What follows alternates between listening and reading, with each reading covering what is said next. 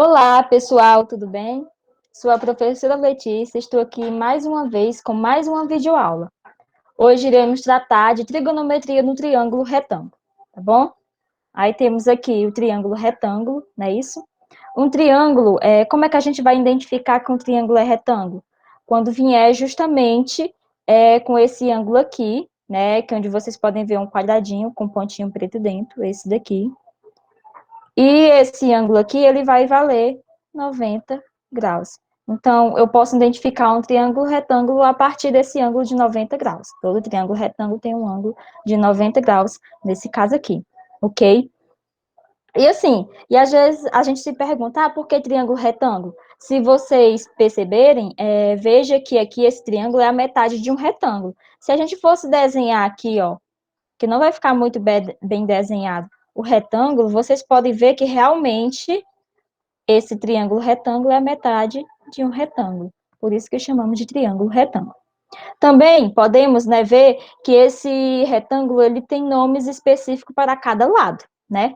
O lado A chamamos de cateto, o lado B chamamos também de cateto e o lado C chamamos de hipotenusa.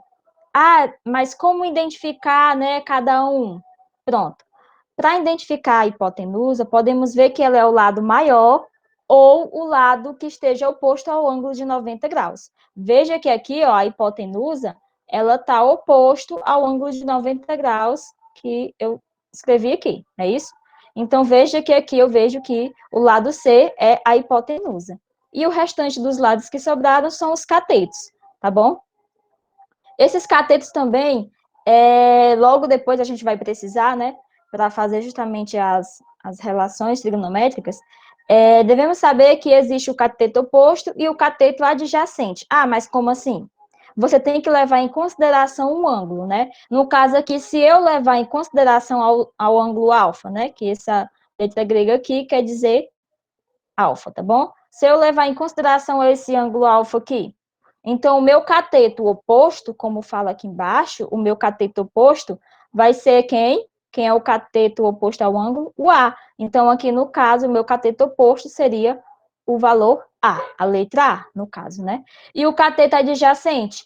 Tenho que também me referir ao ângulo. No caso aqui, em relação ao ângulo alfa, o meu cateto adjacente vai ser esse que vai estar ao lado, né? Que é o cateto adjacente, de uma forma mais formal, mais específica. No caso aqui, seria o ângulo, o lado B, não é isso? Assim, quando a gente fala em triângulo retângulo, não podemos deixar de falar do teorema de Pitágoras, que fala que a hipotenusa, que no caso aqui é o C ao quadrado, é igual o cateto, no caso aqui o cateto A ao quadrado, mais o outro cateto, que no caso aqui é B, ao quadrado. Então, quando falamos em triângulo retângulo, já tem que ter em mente também o teorema de Pitágoras, né? O quadrado da hipotenusa é igual ao quadrado do cateto A mais o quadrado do cateto B. Então, esse seria o nosso teorema de Pitágoras. Partindo para razões trigonométricas, temos que razões está relacionada a uma divisão, tá bom? Aí temos as seguintes razões. Temos a do seno de alfa, não é isso? Seno de alfa, então a gente vai olhar para qual ângulo? O ângulo alfa. Então, como calcular a razão do seno alfa? A gente vai calcular, como eu coloquei aqui, ó, suas siglas, cateto oposto dividido sobre a hipotenusa. Esse Hzinho é de hipotenusa, tá bom? Cateto oposto, aí eu vou olhar, né? Seno de alfa, vou olhar para o ângulo alfa. Qual é o meu cateto oposto em relação ao ângulo alfa? É A, então vai ser A. Ah, tia, mas se tivesse um valor, colocaria o valor no lugar do A. Dividido pela hipotenusa, que é quem? C. Então, a nossa razão vai ficar A sobre C em relação ao seno alfa.